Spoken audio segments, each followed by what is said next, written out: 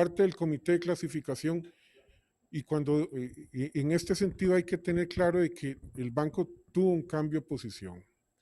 Cuando se hacían las reasignaciones del puesto, cuando se hacían los estudios de puestos, cuando cambiaban los roles, el banco cambiaba la nomenclatura del puesto y evidentemente cambiaban los requisitos. En un momento dado se acordó de que no iba a haber afectación con los requisitos académicos. Esto fue un cambio de posición que hubo hace un tiempo para acá. Entonces tenemos población que no cumple los requisitos, pero que sí lo ampara resoluciones del comité. La segunda población es población que no cumple los requisitos en principio.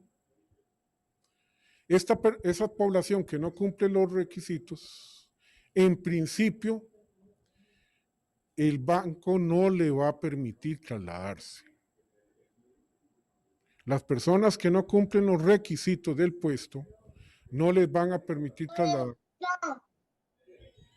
La tercera población es la población, obviamente, que cumple los requisitos y se supone que sería nombrado en el mismo puesto. La cuarta población es la que está sujeta a una investigación disciplinaria.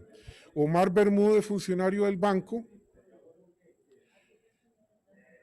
tengo una situación particular porque hay un régimen disciplinario, hay una investigación disciplinaria hacia mi persona. A estas personas, a esta cuarta población, en principio el banco estaría anuente a trasladarlos al salario de mercado, de acuerdo a las disposiciones que se han planteado, pero hasta que se resuelva esta acción disciplinaria. En síntesis, nosotros visualizamos 4 poblaciones. Población que no cumple los requisitos, pero que está amparada a una resolución del comité de clasificación. Población que no cumple los requisitos, pero que no está amparada a una resolución del comité. Población que cumple los requisitos y población que está sujeta a una investigación disciplinaria.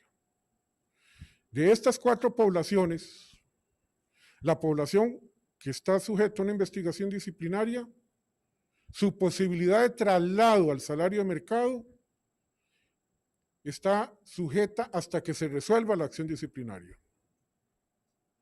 La población que cumple con los requisitos en principio no tiene problema, se puede pasar al salario de mercado casi en el inmediato. Población que no cumple requisitos y que no está amparada a una resolución del comité de clasificación no se puede trasladar en forma inmediata. Parece, y cuando digo parece es porque vamos encontrando retos en el camino, esta población que no cumple los requisitos, existe la posibilidad de que lo ubiquen, pero en una posición inferior a la que tiene. Muy bien, seguimos con la siguiente laminita.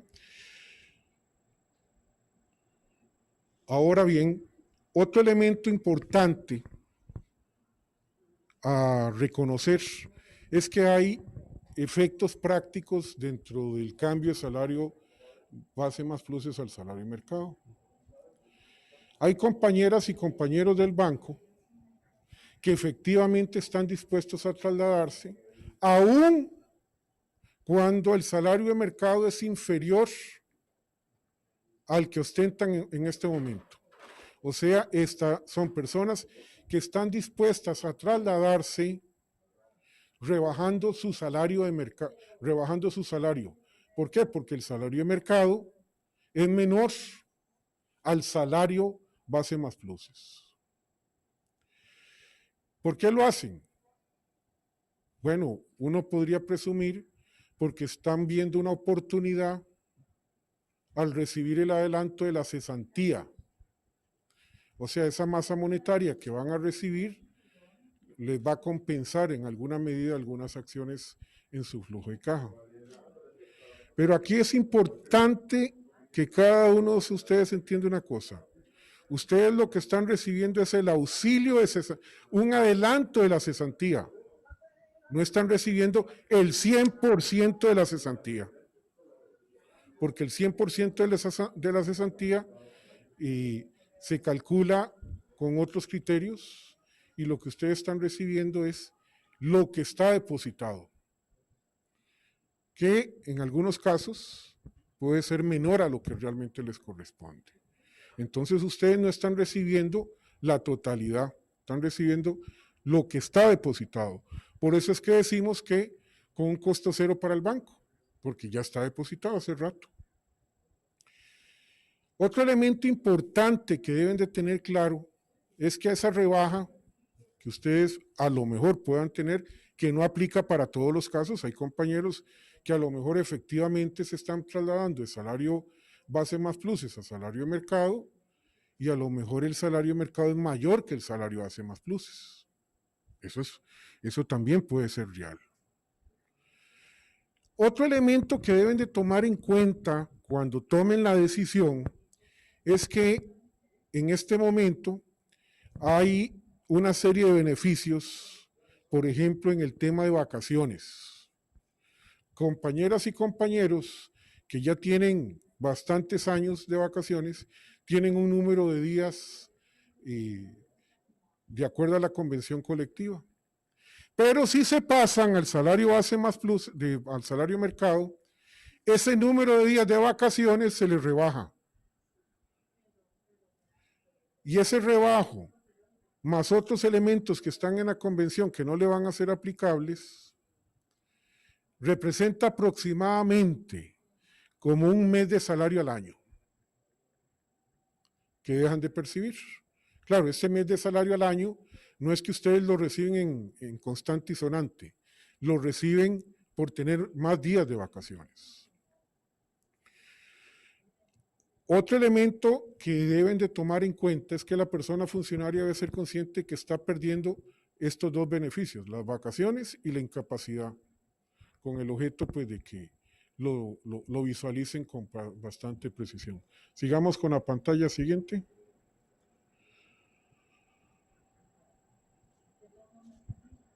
Hay lo que yo denomino, hay riesgos o zonas oscuras en el proceso. Y cuando yo digo riesgos o zonas oscuras, no significa que estamos ni a favor ni en contra del programa. Porque el estar a favor o en contra del programa es una situación particular. Es una situación donde yo asumo algunos riesgos. ¿Cuáles son esos riesgos que nosotros creemos que debemos de ser conscientes? Y cuando digo riesgos o zonas oscuras, es precisamente porque todavía no están algunas tan claras. La primera, el tema de la experiencia. Este tema de la experiencia para efecto de los concursos no está claro. Asumamos que Omar Bermúdez se traslada y quiere participar en un concurso. ¿Qué sucede con mi experiencia? Bueno, hay una tesis. Una tesis es de que la experiencia es un hecho histórico. La renuncia no me la invisibiliza, yo la experiencia la tengo y la sigo manteniendo. Pero para efectos de concurso, puede que me digan, no, aquí aplica a partir del momento del ingreso suyo al banco. ¿Qué sucede? Si fuese esa tesis, la segunda. Bueno, de que yo soy un empleado nuevo a partir del año 2021. Entonces, hay un riesgo ¿dónde? En los concursos. Hay una zona oscura en los concursos. Otra segunda es que las personas funcionarias que reúnan los requisitos hoy y que no se acojan al programa, o sea, Omar Bermúdez, asumamos, yo no me acogí al programa, seguí siendo bajo el esquema actual, y yo digo, ¿por qué están dándole esas plazas a esos compañeros si no salió a concurso?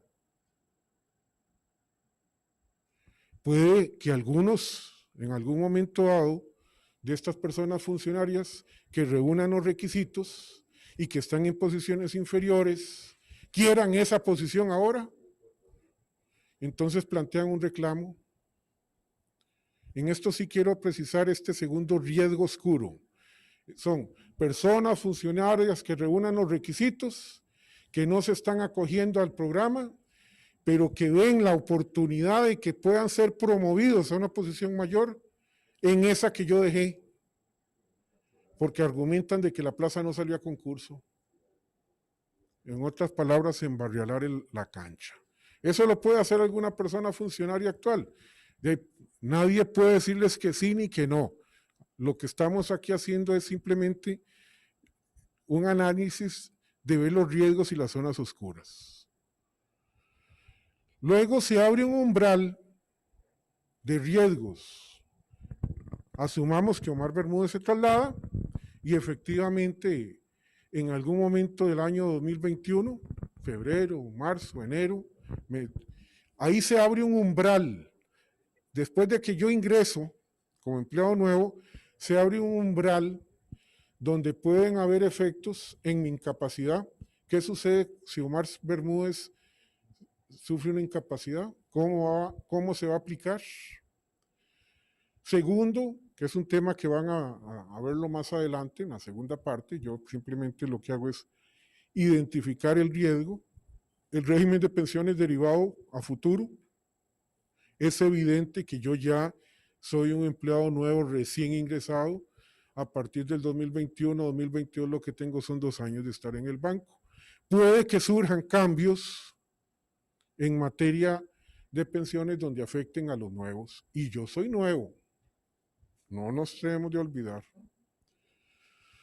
Otro elemento riesgo oscuro es de prosperar los artículos sometidos al laudo y de ser aplicables, el monto denominado, el monto ganado por esos laudos, ya no me afecta la cesantía, porque vea que a mí no me están pagando cesantía.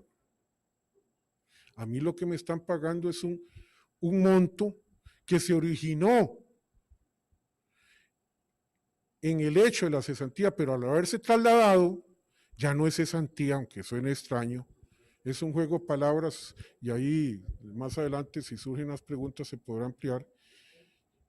Lo que yo estoy recibiendo no es cesantía.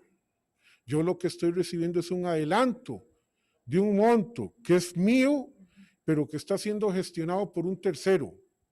El banco no paga cesantía. Entonces, si los artículos de la convención colectiva que están sometidos al laudo y si el fallo del laudo es propositivo, las personas que nos trasladamos, ¿qué sucede? Por supuesto que nos tienen que pagar lo que corresponde mientras estuvimos activos, pero no me afecta la cesantía. Adelante. Sigamos con la parte siguiente. Muy bien. Ya con esto yo termino. Tal vez sería que se puedan abrir el área de preguntas, dudas, con el objeto de poder ampliar la participación de ustedes.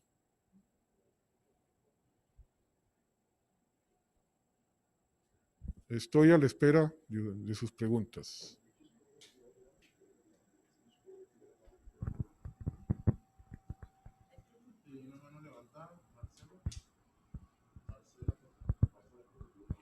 Marcela Coto tiene la mano levantada. A ver si nos... Sí, buenos días a todos.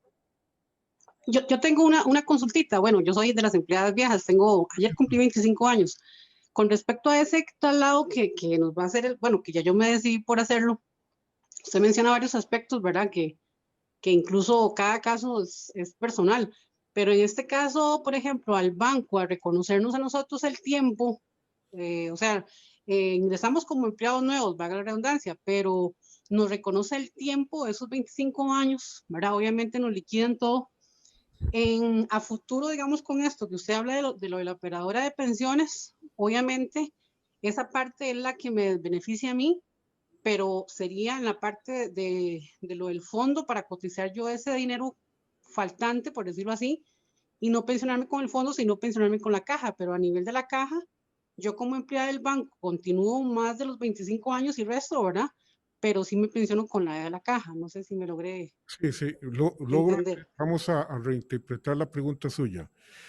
No hay la menor duda que cualquiera de nosotros como persona trabajadora, en este caso, si yo soy persona trabajadora del banco, y este movimiento de trasladarme de salario base más pluses a salario mercado para efectos del régimen de invalidez, vejez y muerte de la Caja Costarricense del Seguro Social es invisible, no tiene ningún efecto de ninguna naturaleza. En otras palabras, yo sigo cotizándole al régimen de invalidez, vejez y muerte, nada más que ahora con un porcentaje distinto. No tiene, Marcela, ningún efecto su estabilidad con el régimen de invalidez, vejez y muerte de la Caja Costarricense del Seguro Social. Ok, perfecto. Ahora, usted mencionaba sobre los puestos a la hora del concurso, digamos, bueno, yo creo que para nadie es un secreto que a veces los puestos a veces hasta tienen nombre y apellidos y a veces ni salen a concurso.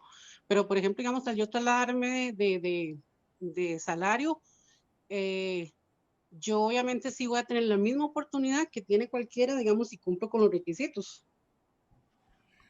Bueno, efectivamente, desde el punto de vista de requisitos académicos, si usted los cumple, por supuesto que usted tiene, está en igualdad de condiciones.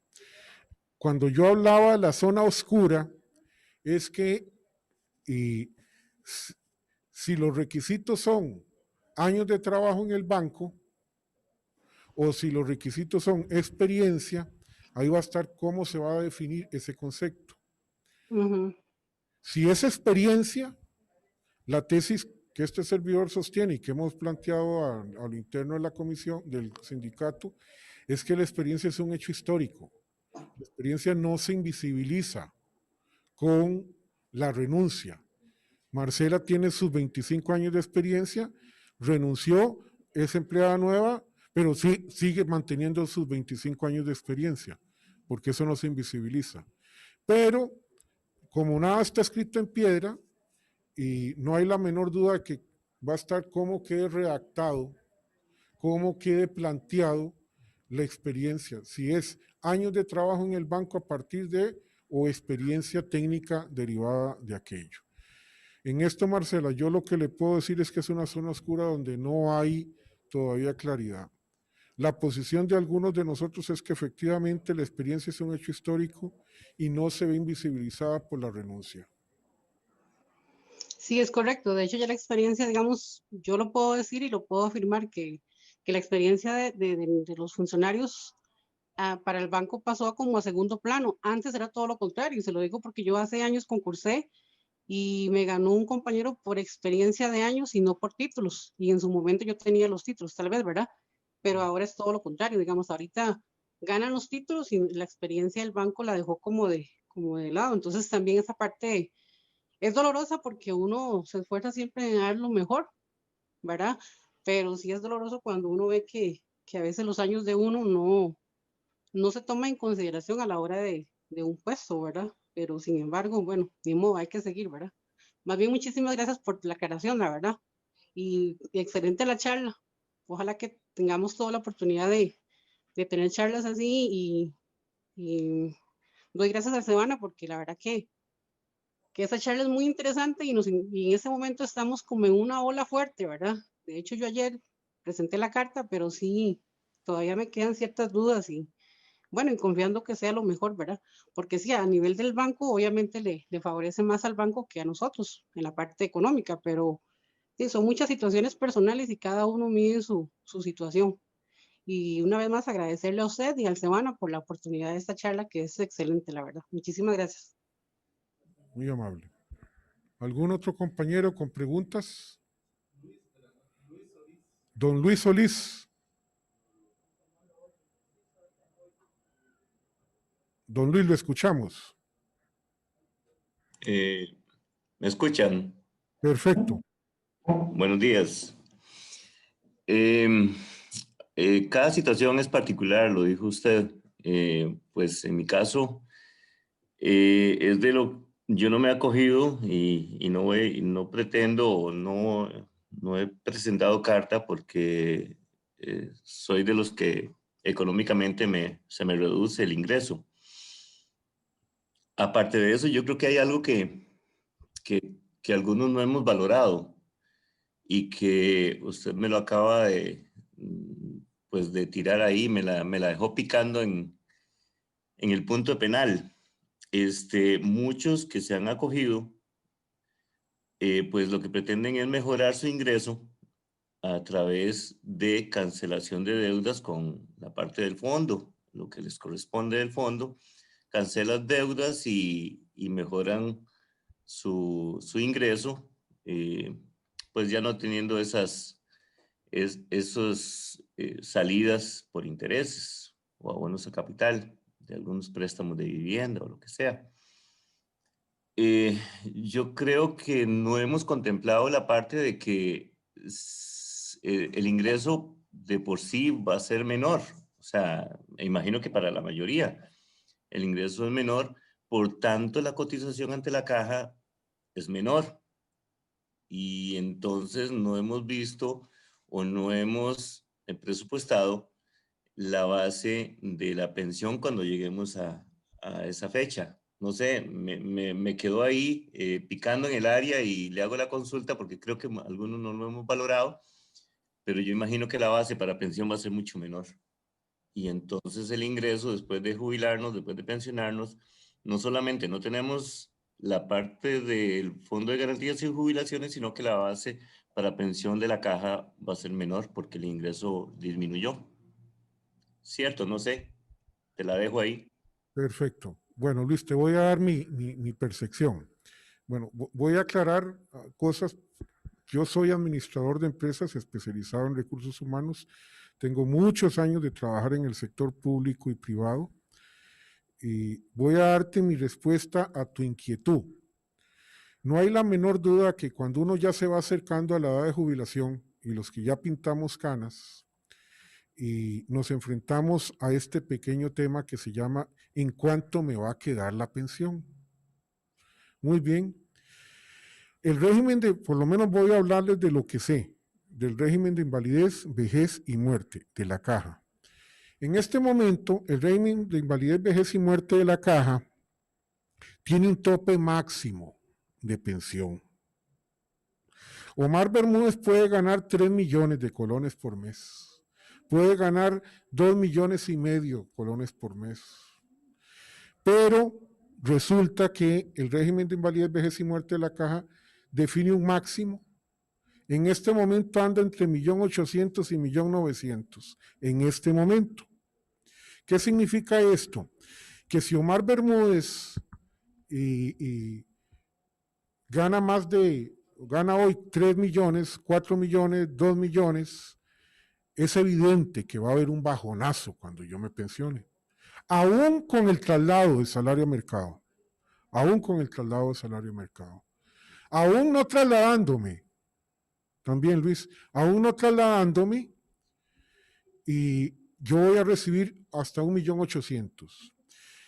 Es el cálculo de la pensión de invalidez, vejez y muerte en términos muy rápidos. No pretendo ponerme aquí a hacer actuario ni dominar el tiempo solo en ese tema, pero es un promedio que en este momento el régimen de invalidez y muerte, vejez y muerte es aproximadamente entre un 40 y un 45% me queda de pensión de lo que yo gano hoy.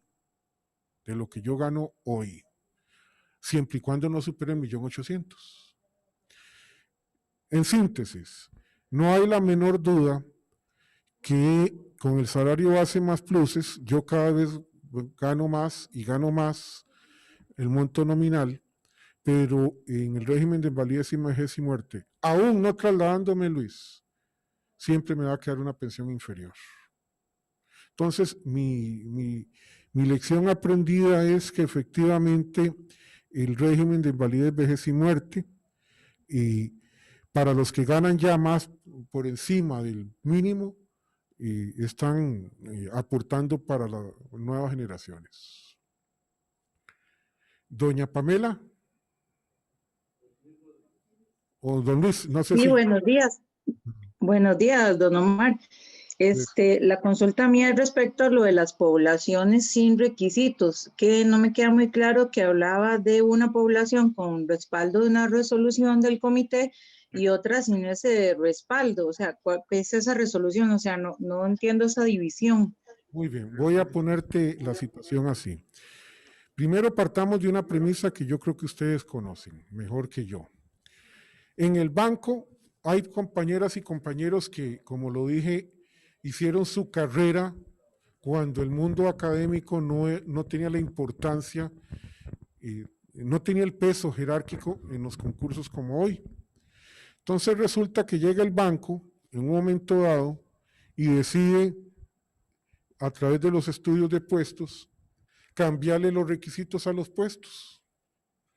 Y la tendencia en el 99% de los casos no es bajarlos. La tendencia es subir los requisitos, porque en eso se ha caído en la administración pública y el banco no es una excepción. Entonces, ¿qué es lo que sucede?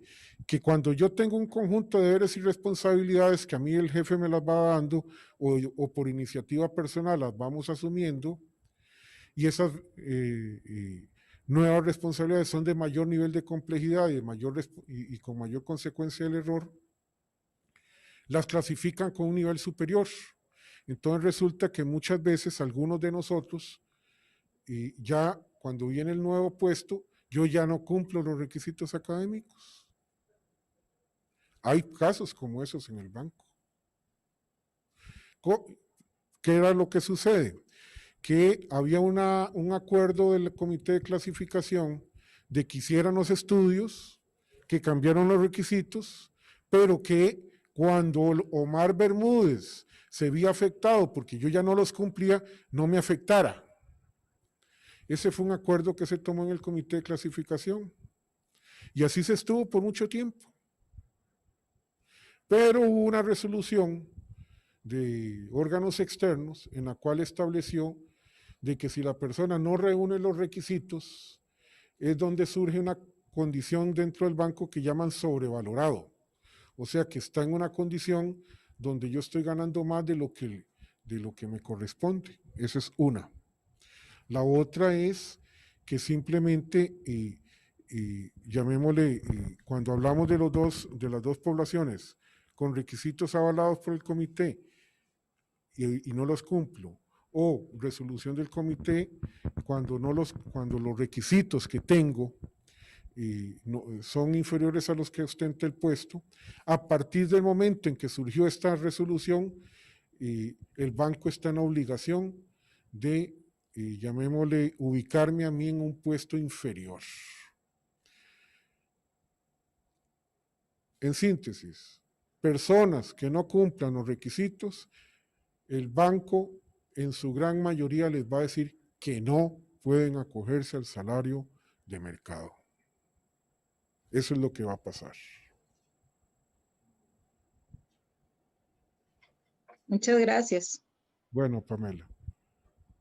¿Algún otro compañero que quiera ampliar, preguntar? Sí, buenas. Mi nombre es Luis Rodríguez. Vieras que yo estoy interesado, estoy analizando aún la propuesta, pero me llama la atención porque sí quería previamente sacar unos días de vacaciones para el mes de enero, pero me dice la encargada de recursos humanos que no puedo tener días por disfrutar, ¿verdad? Yo siento que es como sentido común, se me cancelan los días que tengo acumulados a la fecha y saco esos días y que me los aprueben previamente, ¿verdad? Y después, ¿cómo se llama? Pues a nosotros se nos paga lo que se llama el artículo 26, ¿verdad? Que es un incentivo por los salarios extraordinarios que hemos percibido. En el caso mío me toca en el primer semestre, siempre me lo pagan en el mes de abril, pero me indica la encargada de recursos humanos que para este periodo está incluido supuestamente dentro de la liquidación en el rubro que dice vacaciones. Básicamente esas son como las consultas que tengo. No sé si me podrá aclarar. Gracias. Bueno, yo lo que interpreto es que efectivamente las personas que se vayan a acoger al régimen de salario de mercado y que tienen vacaciones acumuladas no disfrutadas, es un tema del cual el banco tiene dos opciones. Una, decirle a uno, mire Omar, usted tiene esas vacaciones acumuladas por 2 semanas, 1 semana, sáquelas primero y después se acoge. Esa es una posición. Y la otra es que se me cancele. En este sentido, yo no te doy las dos opciones, pero no puedo asumir el rol de recursos humanos porque eso ya depende de las políticas internas de recursos humanos. Yo diría que esa es una zona oscura, que llamo yo, de las cuales recursos humanos, inclusive del banco, las va aprendiendo conforme se enfrenta a la situación. Uno esperaría que las personas que tengan vacaciones acumuladas, no disfrutadas, y se quieran acoger, lo inteligente, lo que yo como persona funcionaria aspiraría, es que me las paguen con el salario base más pluses, porque va a ser mayor que el que las pase al otro lado, que las pase como salario mercado. No sé si capté o logró darle respuesta a tu inquietud.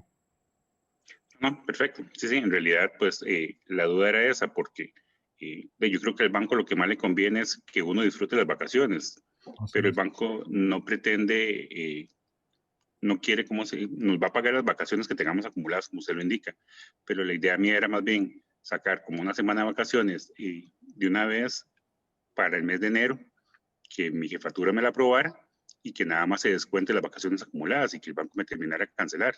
Pero sí, no entiendo cuál es la idea del banco en que uno no pueda tener esas vacaciones ya previamente autorizadas, inclusive, ¿verdad? Pero, está bien. Yo voy a ver si el compañero Esteban Calvo quiera ampliar algunas de las preguntas que que se han planteado y que él considera que podría darle algún valor agregado. Quiero darle el pase a Esteban si él ve algo que pueda ampliarse. Esteban es el compañero experto en derecho laboral. Hola, ¿qué tal? No sé si me escuchan bien.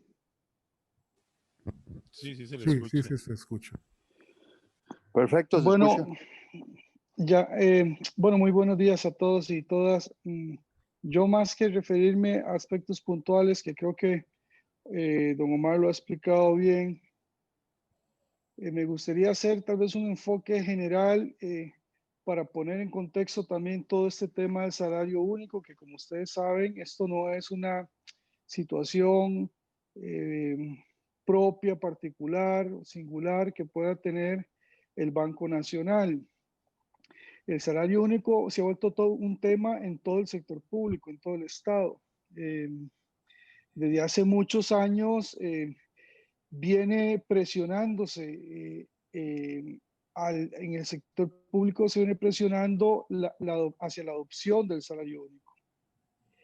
Y está claro cuál es la finalidad. El Estado como patrono y sus instituciones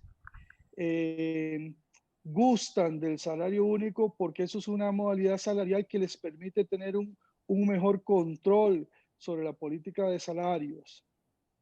Porque está claro que el salario base más componentes, sobre todo cuando estos componentes venían expresados en términos porcentuales, pues es un esquema salarial que tiene una dinámica propia y es un esquema de salarios crecientes, ¿no es cierto? Los porcentajes van empujando gradualmente año con año los salarios, manteniéndoles el valor adquisitivo.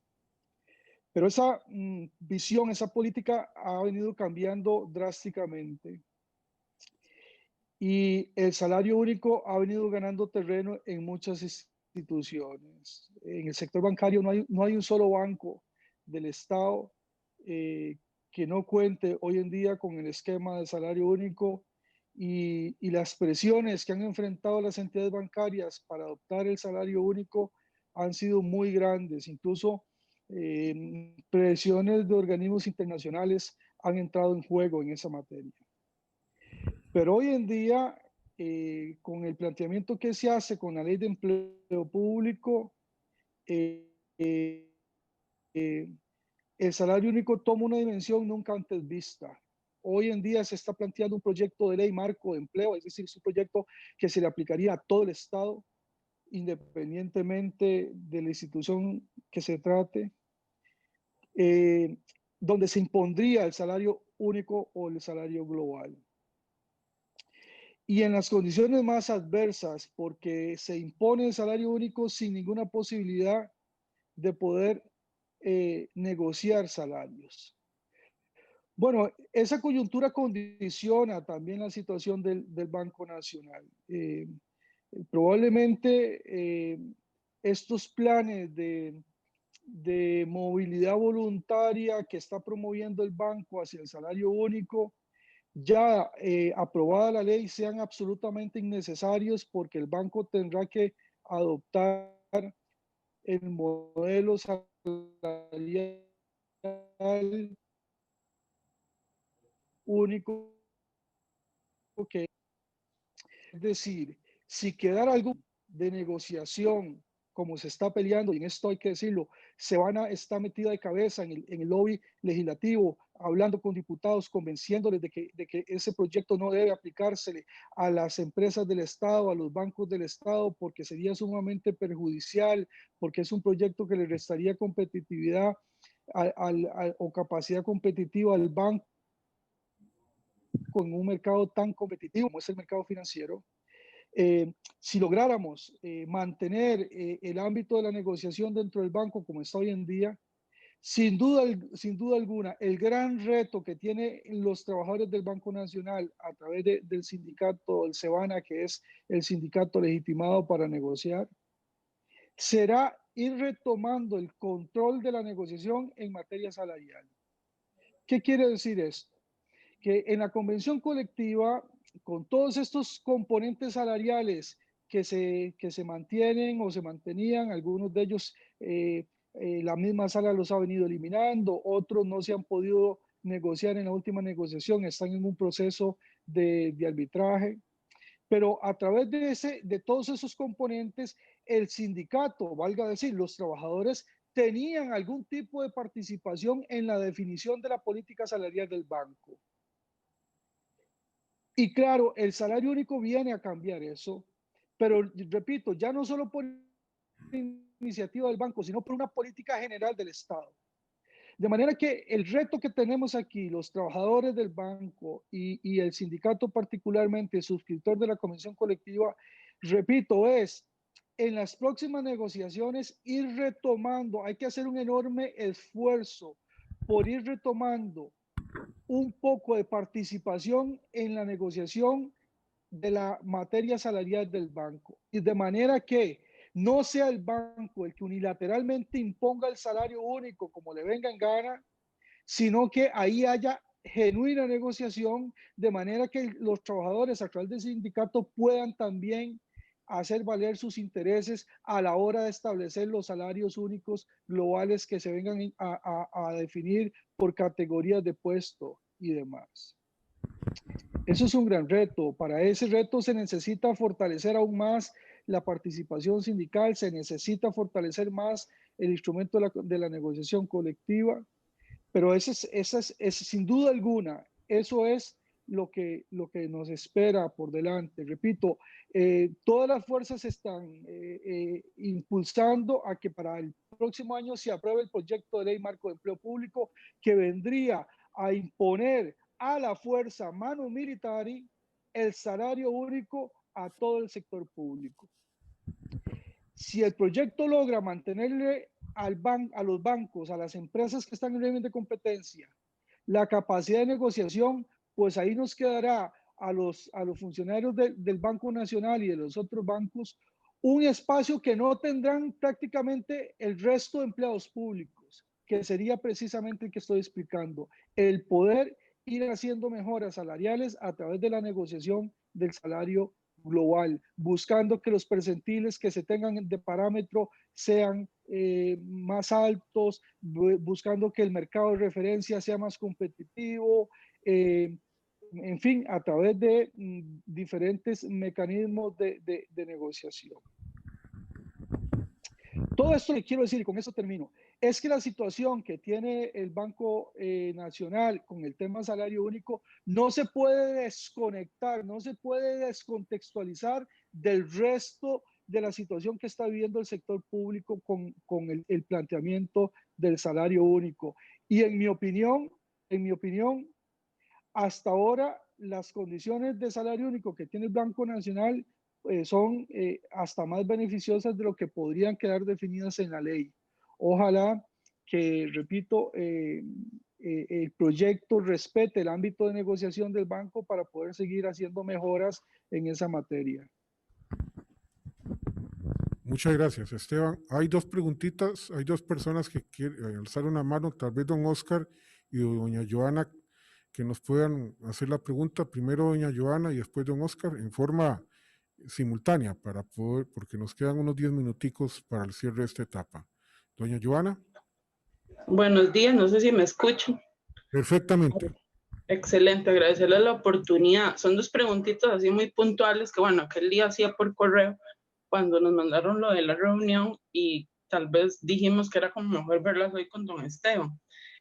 Tengo entendido por amistades, igual que trabajan en el sector público, digamos, gente como en el ICE, pero quería ver qué tan cierto es, si hay algún artículo que así lo mencione, que tal vez se ha hablado igual, han renunciado voluntariamente y digamos, aparentemente se han dado casos como de que renuncian así voluntariamente, el ICE los vuelve a recontratar, pero tengo entendido que la Contraloría tal vez se ha metido un poco en el tema y entonces dice, no, eso no es posible. Hay un artículo que es lo que quiero saber si es así o no, que dice, ¿verdad? Es lo que andan diciendo, como de que si usted renuncia voluntariamente tiene que pasar un periodo de 4 o 5 años para que lo vuelvan a recontratar. Entonces, en apariencia les dicen, ok, o me devuelve la liquidación o lo tenemos que despedir.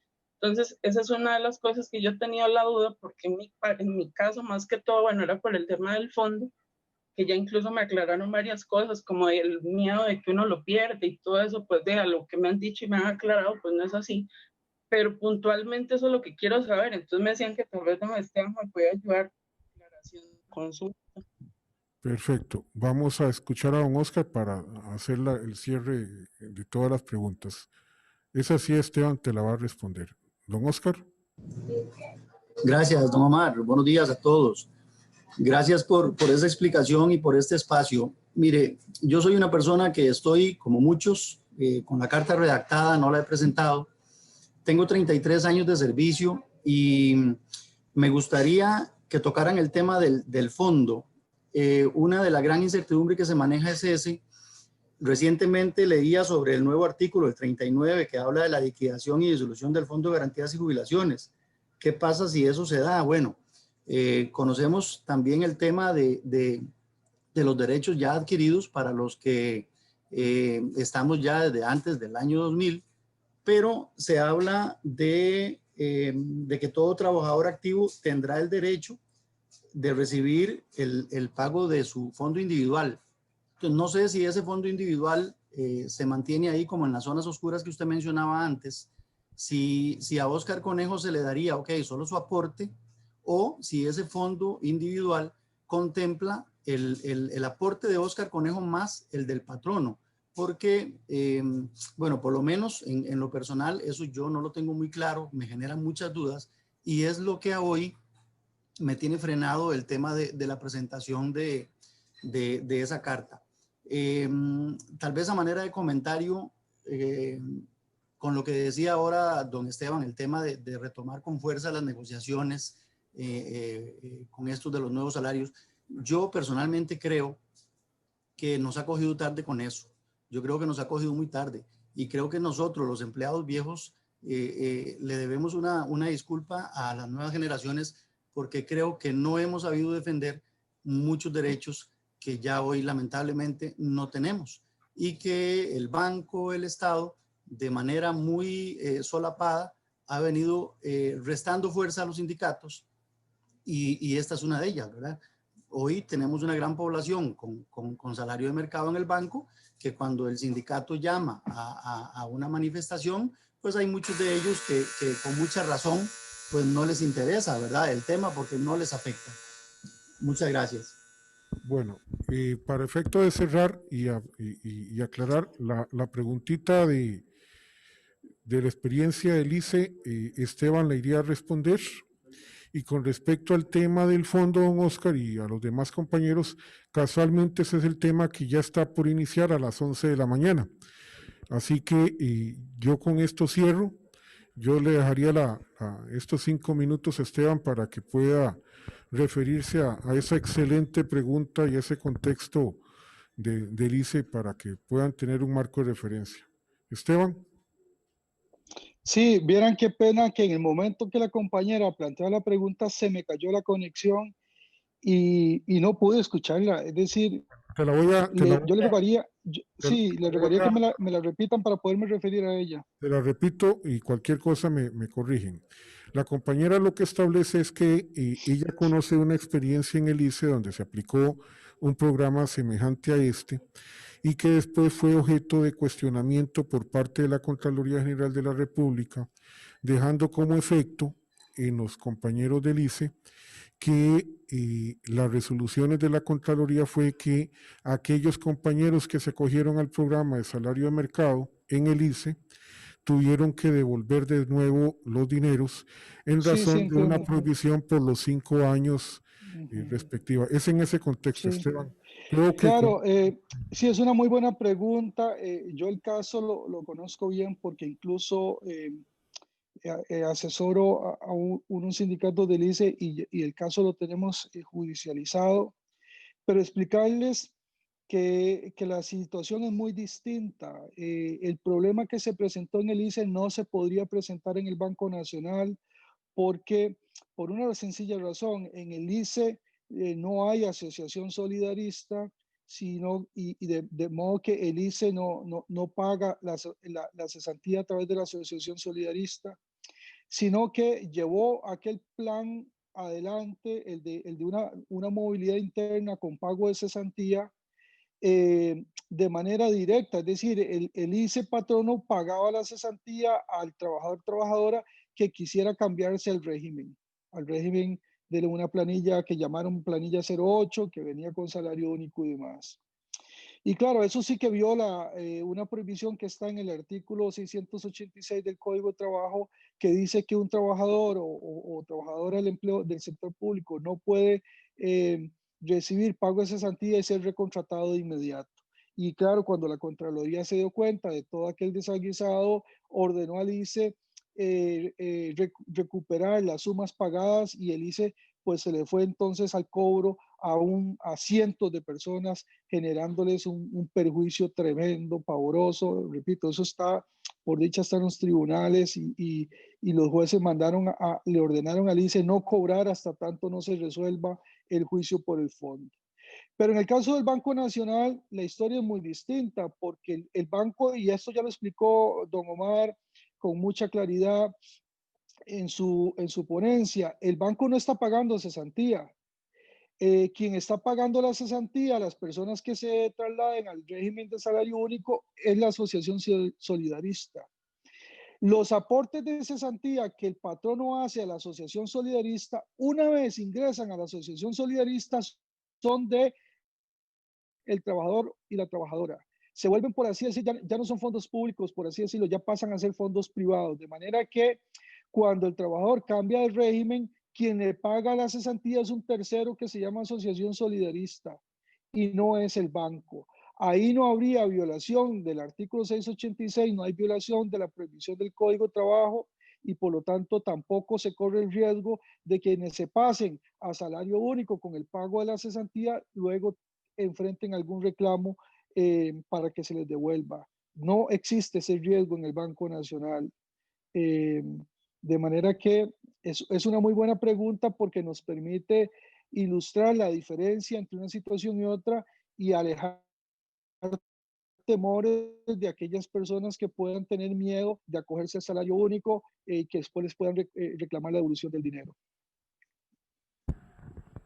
Bueno, yo con el cierre que está haciendo Esteban, pues terminamos esta primera hora del proceso para iniciar con los otros compañeros. Más bien, muchas gracias. Y la reflexión, como lo decíamos en el proceso, esta es una decisión individualizada, hay zonas oscuras, hay riesgos y efectivamente, como lo reseñó Esteban, ustedes no están recibiendo cesantía, no se engañen, ni se autoengañen. Ustedes están recibiendo un adelanto que hizo el banco a favor de otro ente y que inclusive en ese ente no se llama cesantía. Muchas gracias.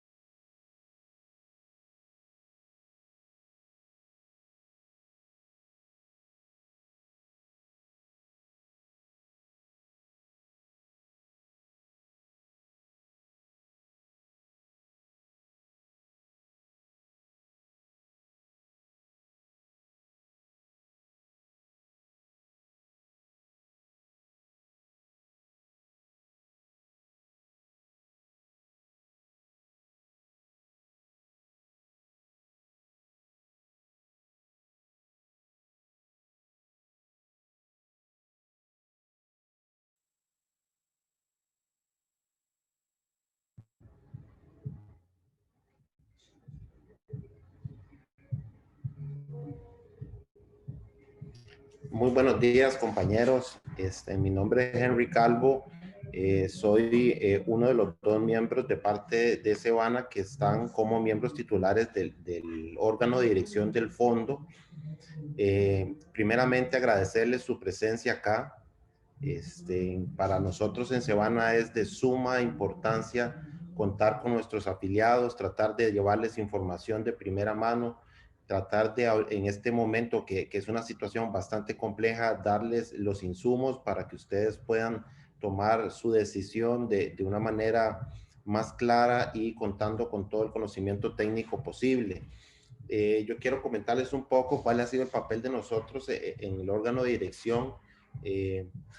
Ciertamente empezamos en febrero y pues uno de nuestros trabajos fue inicialmente buscar el asesoramiento de personas con especialidades técnicas sobre temas actuariales y sobre temas legales para poder nosotros tomar decisiones en dicho órgano, siempre basándonos en criterios técnicos y criterios legales. También hay un marco importante que ronda en torno de las decisiones del fondo, que son el tema político. Nosotros sí hemos tratado de estar muy pendientes de los proyectos de ley relacionados al fondo y del impacto que nuestras decisiones pueden tomar en todo el personal, tanto en las personas que son trabajadores activos como los jubilados. Entonces, hay ciertas decisiones que nosotros hemos tomado siempre en pro de dar una buena imagen hacia los trabajadores y dar una buena imagen hacia el personal jubilado. Sí, reiterarles, ¿verdad?, que pueden contar con nuestro apoyo en Cebana, que pueden contactarnos en caso que tengan alguna duda relacionada con el fondo, relacionado con el tema de la renuncia simple, que las puertas de Cebana están abiertas y que le agradezco enormemente a cada uno de ustedes por sacar un rato en la mañana y estar presentes acá.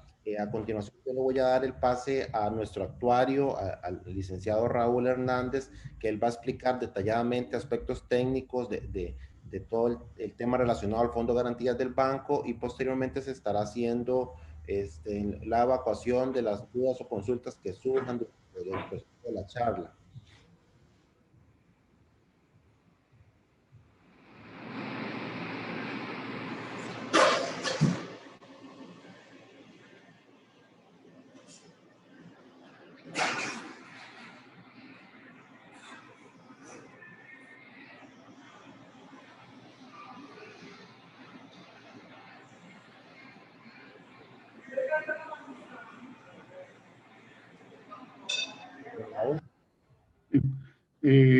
Ya, buenos días, ¿me escuchan? Sí, don Raúl. Ok, sí, bueno, les voy a compartir una pequeña presentación que sirve más que todo de guía para que explicarles algunas generalidades del fondo, y yo sé que, bueno, lo grueso va a estar en las dudas que ustedes tienen, pero voy a tratar de guiarla en el sentido de que se abarquen algunas dudas que yo he visto que se presentan de forma, digamos, reiterativa. Por ejemplo, ya se hizo una de las preguntas que se planteó por ahí, era lo de la caja. Entonces, tal vez para explicarles cómo funciona, digamos, el fondo en el ámbito, digamos, del sistema de pensiones de Costa Rica.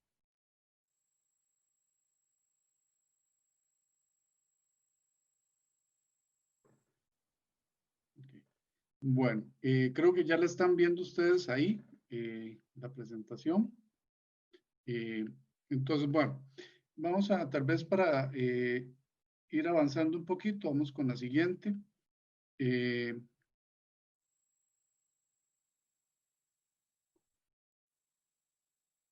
Entonces, bueno, es importante recordar esto. El sistema de pensiones de Costa Rica se basa en 3 pilares.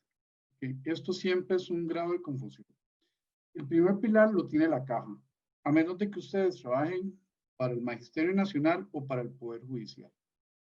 Entonces, ustedes, como funcionarios del banco, a menos de que estén trabajando, algunos lo pueden hacer, porque bueno, conozco algunos han sido compañeros míos de universidad, y se dedican a dar clases adicionalmente en la Universidad de Costa Rica o alguna otra universidad,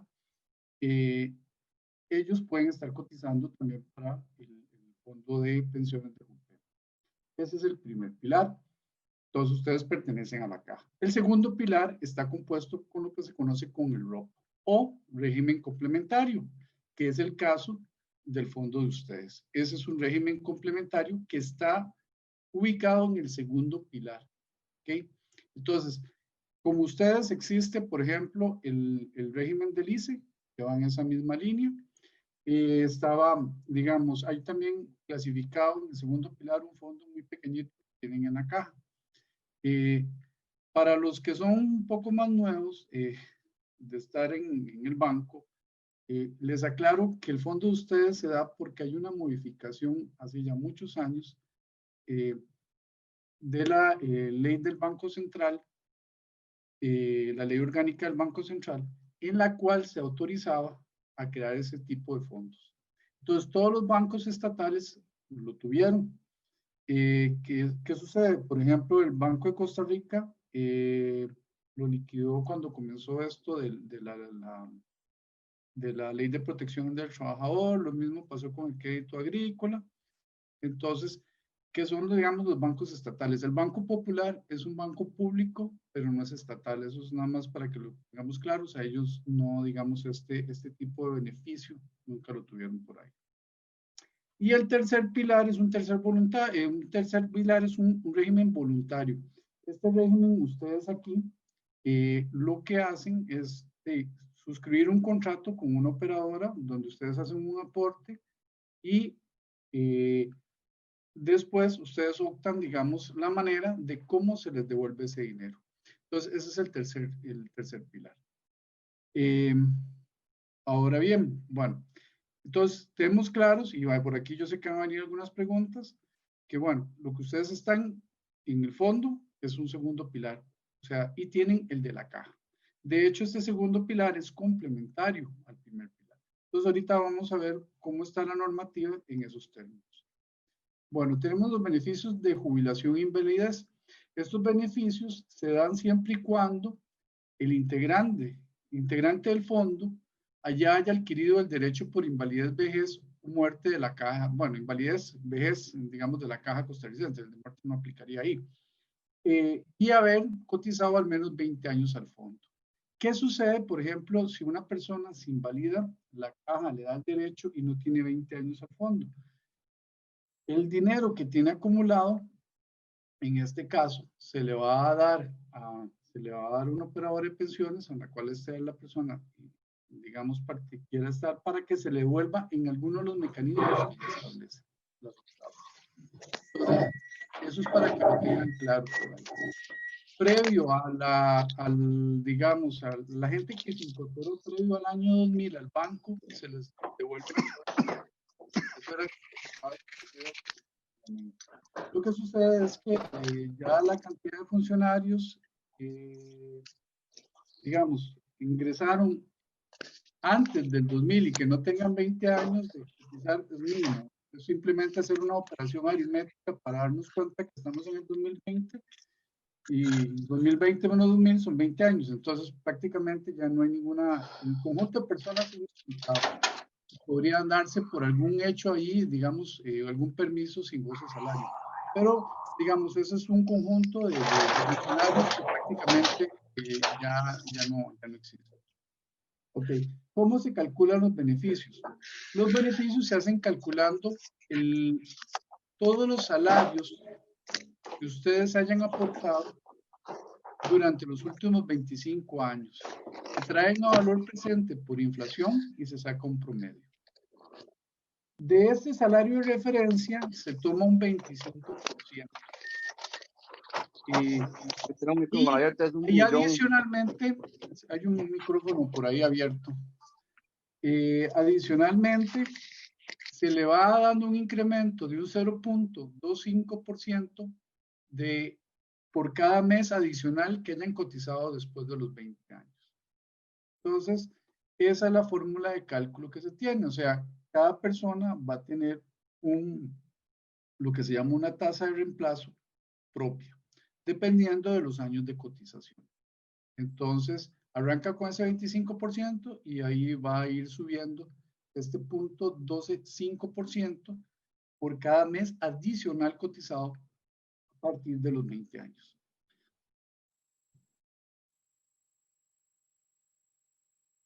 La cobertura por muerte, en ese momento, como está el reglamento, en el caso que una persona fallezca y ya cuente con más de 20 años, se les da un derecho a los familiares. Ahí estoy en una tablita por ahí. Entonces, bueno, y si hay cónyuge o compañero o compañera de hecho, se le da, digamos, una renta vitalicia siempre y cuando tenga más de 20 años de haber cotizado el trabajador.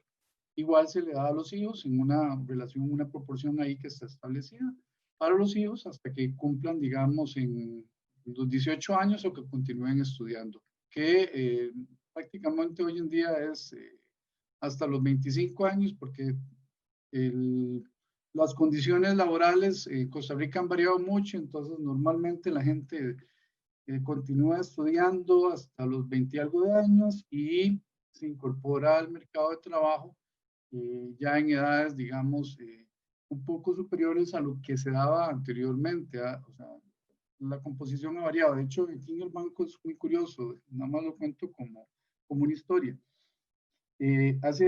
Yo hacía los estudios hace unos años y fue el que yo hacía los estudios actuariales del fondo. Por una cuestión normativa, yo ya no pude continuar. Cuando yo comencé con esto, en parte de lo que se hace en el trabajo es depurar la información y para depurarla hay que revisarla. Y me encontré un caso de que había un funcionario que tenía una edad de incorporación de 13 años. Y digo yo, esto está malo, como alguien va a entrar al banco con 13 años. Pues resultó que el hecho era cierto, o sea, la persona había ingresado al banco con 13 años. Y de hecho, bueno, el miembro de los jubilados lo conocía. Era una persona que era de San Carlos, ingresó al banco a los 13 años y la función que hacía era de yegüero, o sea, se encargaba de los caballos, las yeguas y cualquier animal de monte. Entonces, esas cosas que sucedían en el pasado ya no se dan. O sea, la composición laboral ha variado mucho y en el caso del banco, por ejemplo, la edad de incorporación ha ido aumentando a través del tiempo. Entonces, y no es un hecho aislado del banco, pasa en todas las áreas de conocimiento. Entonces, la gente se incorpora a edades superiores. Entonces, bueno, eso tiene varios efectos ahí también, porque, bueno, lo que hace es que la vida productiva de una persona, digamos, tiene un límite y depende de la función que se haga. Entonces, bueno, eso tiene algún efecto, pero bueno, normalmente la gente no lo mide hoy en día y se incorpora a laborar. Es un poquito avanzado. Bueno, si la persona no tuviera 20 años, el funcionario no tuviera 20 años, aquí pueden suceder dos cosas. Igual, o sea, si el cotizante ingresó digamos, previo al 2000 al banco, los dineros se le reintegran de acuerdo a lo que se establezca, digamos, en la parte, digamos, de derecho de sucesión. Pero en el caso, digamos, que el cotizante ingresó a cotizar después del año 2000, se hace un beneficio por sucesión, digamos, en ese caso, pero eso se traslada a un fondo de pensiones complementarias. Esto va para el régimen de obligatorio de pensiones. Esa es lo que establece la normativa y ahí se aplicará lo que se tenga que aplicar, de acuerdo a las reformas que se le hayan, digamos, con la última reforma que se le haya establecido el ROP, ahí se le reintegrará, digamos, a los familiares de acuerdo a lo que esté ahí establecido. Y ya eso está totalmente regulado en la Entonces pasamos a la siguiente. Ok, ¿cómo se financia el fondo? El fondo se financia con un 10% del aporte que hace el banco. Esto de acuerdo, bueno, a esa ley que yo les dije que, bueno, es el artículo 55, la ley orgánica del sistema bancario nacional. Y está establecido ahorita un de los salarios pagados por el banco. En esto, pues ha habido, digamos, este 100% se estableció hace muchos años, pero se estableció una regla que no se había podido cumplir porque la inflación ha sido muy baja, porque se había establecido que iba a haber un aumento gradual del 5 al 7, siempre y cuando la inflación que registrara o que se les diera a los funcionarios fuera superior de un 1%, si no me falla la memoria. Lo que sucede es que las tasas de inflación han sido bastante bajas y entonces esto no se ha podido cumplir. Entonces, bueno, ahora sí hizo una reforma en la cual, pues ya ahora sí, digamos, la idea es que para darle un poco más de sostenibilidad al fondo, se va a tratar de ir haciendo estos incrementos poco a poco. Bueno, eso fue planteado en la última reforma del reglamento.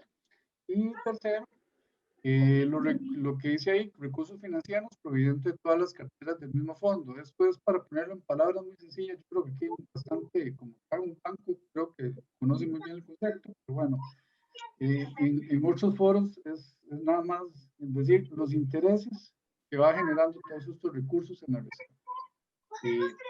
Entonces, de ahí es donde provienen los recursos que financian el fondo. Bueno, eso es muy importante. Eso aquí nada más lo estoy poniendo de referencia. Vamos a ir a explicar qué fue lo que pasó en el último estudio actuarial.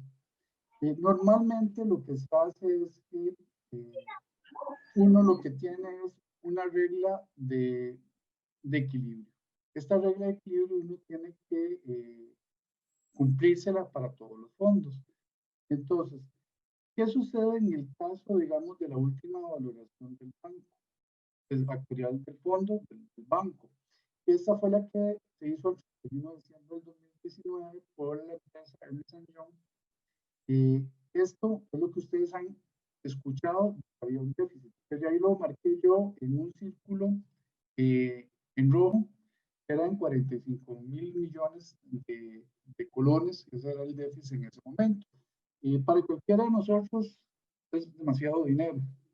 Sin embargo, para un fondo, y se los digo como actuario, realmente no es, el déficit es importante, pero no es tan importante.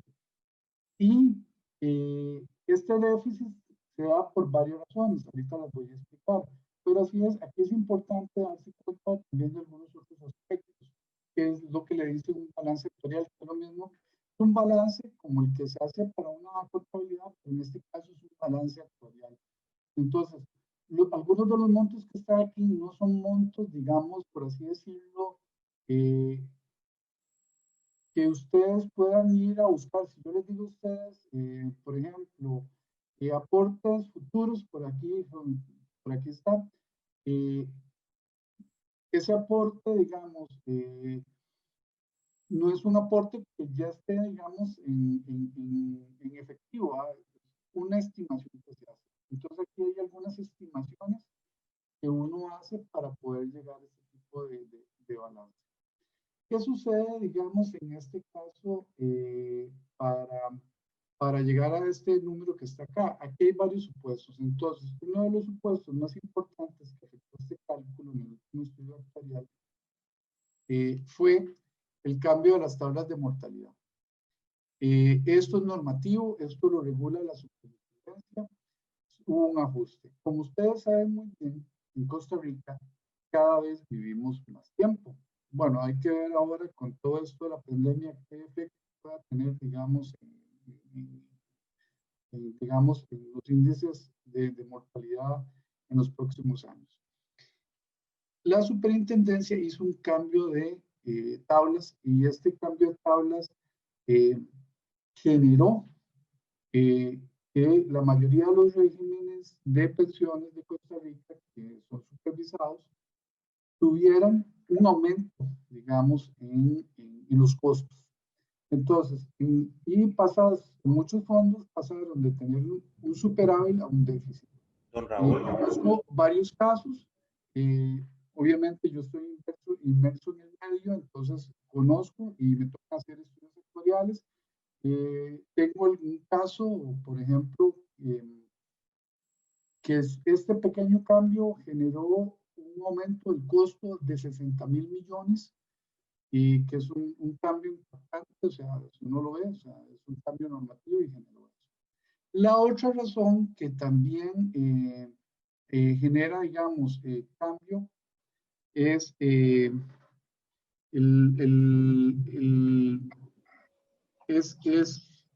la tasa que se empleó para acelerar, digamos, la salida de la población del banco en el estudio actuarial. Esto yo se los hice ver, digamos, cuando yo ya me incorporé, bueno, ya este informe ya había sido visto. Cuando yo me incorporé a trabajar con la gente del Cebana, este informe ya se había visto y fue, digamos, es uno de los elementos que me llamó mucho la atención. Si bien en lo personal yo considero que el banco va a ir disminuyendo la población, digamos, o la cantidad de trabajadores en el tiempo, las tasas que se emplearon en el estudio fueron aceleradas. Creo que eso es un elemento que se va a revisar para este estudio actuarial, que lo va a realizar una empresa, pero sí es muy, muy importante. Entonces, creo que aquí, digamos, ese déficit no es un déficit que uno debería preocuparse, sí es un déficit que uno debe administrar, y ya creo que hay algunos ajustes que se han hecho. Creo que también hay que revisar algunos supuestos, porque los estudios actuariales parten de supuestos y los supuestos pueden llevar a que ciertos números se inflen para arriba o se desinflen para abajo. Entonces, en eso hay que tener cuidado. Entonces, por eso les digo, hay que ver cómo resultan los análisis que se vayan a hacer ahora, para ver cómo se comportan estos números que están ahí. Creo que hay compañeros digamos, ya del banco, digamos, que tienen también expertise, a lo que yo escuché, se van a incorporar también a la parte de revisión de sus supuestos, y eso es muy importante porque cualquiera de estas cosas puede hacer que el panorama sea muy bonito o muy feo. Entonces, y son cosas que uno debe discutir, por ejemplo, a la hora de hacer un estudio actuarial, porque hay variables muy importantes, por ejemplo, la tasa de interés con que se inviertan los recursos. O sea, puede llegar un actuario y decir, no, ustedes son muy buenos, y inflar ese número, y entonces al inflar ese número se reducen los costos y todo queda muy bonito, pero en la realidad eso no va a suceder. Entonces uno lo que tiene que tener son supuestos apegados a la realidad. Entonces, bueno, esos son elementos ya técnicos que ya se discutirían a nivel del órgano de dirección, y ahí están los miembros del banco, y ellos ya, pues bueno, cuentan con la asesoría de mi persona y la asesoría de los compañeros que ya ustedes conocieron previamente. Entonces, voy a pasar a la sesión de preguntas, porque creo que van a haber muchas preguntas. Hay algunos temas que aquí no incluí, porque esto es muy general, y es porque si no me pongo a detallarlo, vamos a durar 3 o 4 horas, y en lugar de hacer una charla para aclarar dudas, termina siendo un curso de capacitación en pensiones, y se los digo, uno se lleva horas o días a veces para entrar en detalle en algunos puntos. Entonces, si gustan ahora, vamos a entrar entonces a la sesión de preguntas, y voy a parar acá la presentación.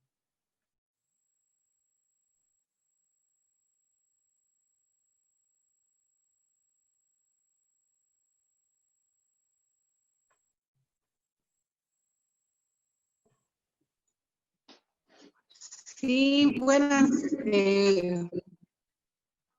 Una consultita con esto del fondo, los que se han decidido pasarse al mercado, ¿es una posibilidad de que el fondo le dé más negatividad, digamos, en el sentido de bajar los, ¿cómo le explico? O sea, si yo como funcionaria me pasé al salario base, al salario de mercado, perdón, obviamente mi monto va a debilitar ese fondo, ¿verdad? Al bajar ese dinero, que ya el fondo no va a contar con esa platita mía, ¿verdad? Por decirlo así, eso también existe la posibilidad de que los que están en el fondo tengan que aportar más, o digamos, el fondo ha pensado en esa parte de posibilidades de que, sí, porque se escuchan muchos rumores del fondo, ¿verdad?